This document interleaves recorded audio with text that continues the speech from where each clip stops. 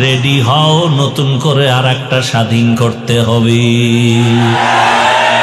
কাফনের কাপড় কিনে রেডি হও, এমন স্বাধীন করতে হবে যেই স্বাধীনের দ্বারা মা নিরাপত্তা পাবে, বোন নিরাপত্তার সাথে চলবে, ব্যবসায়ী নিরাপদে ব্যবসা করবে, কোনো চান্দাবাজি ধান্দাবাজি চলবে না, কোনোদিন বাবার সামনে মেয়ে অর্ধুলাঙ্গ হবে না, ইজ্জতহানি হবে না, স্বামীর সামনে স্ত্রীর ইজ্জত নষ্ট হবে না, নারী রাস্তা দিয়া চলবে, কেউ চোখ তুলতে পারবে না।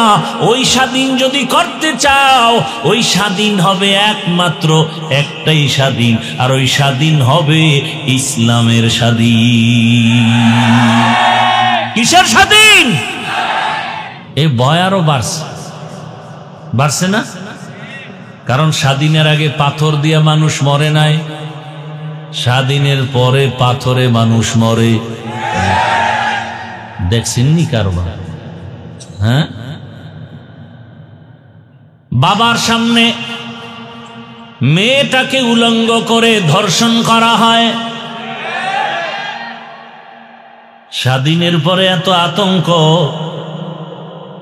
স্বামীর সামনে স্ত্রীকে উলঙ্গ করে ধর্ষণ করা হয়েছে। ব্যবসায়ী নিরাপত্তার সাথে ব্যবসা করতে পারে না, আতঙ্ক ভয়। চান্দাবাজ আর ধান্দাবাজের বাহাদুরি চলে। ও ফেনীর মুসলমান, পরশুরামের মুসলমান, স্বাধীন যদি সফল হয়ে থাকে, বলো এখনো কেন আমার বোন ধর্ষিতা হয়, আমার মা ধর্ষিতা হয়? ব্যবসায়ী কেন এখনো দোকান খুলতে ভয় পায়? বুঝা গেল এই স্বাধীন সফল স্বাধীন না। রেডি হও, নতুন করে আর একটা স্বাধীন করতে হবে।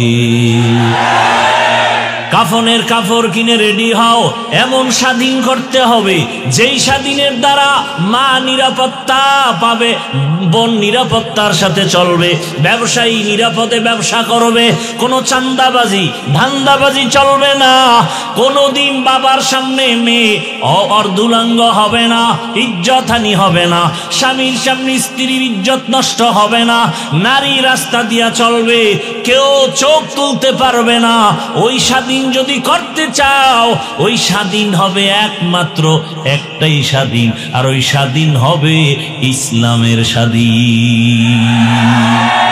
কিসের স্বাধীন?